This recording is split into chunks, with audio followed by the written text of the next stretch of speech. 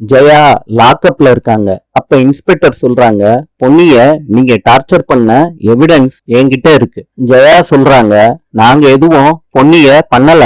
Inspector சொல்றாரு, ஜெயா பொன்னிய கொன்னதுக்கு அப்புறம் அவங்க பாடிய நீங்க எரிச்சீங்களா புதைச்சிங்களா?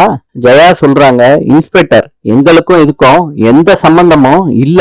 சக்தி இத கேட்ட உடனே ரொம்ப கோவப்படுறாரு, சத்தம் போட்டு கத்துறாரு. இத கேட்ட இன்ஸ்பெக்டர் சக்திக்கு முன்னாடி நின்னு சொல்றாரு, நீங்க 2 பேரும் சேர்ந்து பொன்னிய கொன்னுட்டீங்களாமே அப்படின்னு கேக்குறாரு. சக்தி கோவப்பட்டு இன்ஸ்பெக்டரோட சட்டைய புடிச்சு இழுத்து தள்ளி விடுறாரு. இன்ஸ்பெக்டர் சொல்றாரு, என் மேலேயே நீ கை வைப்பியா?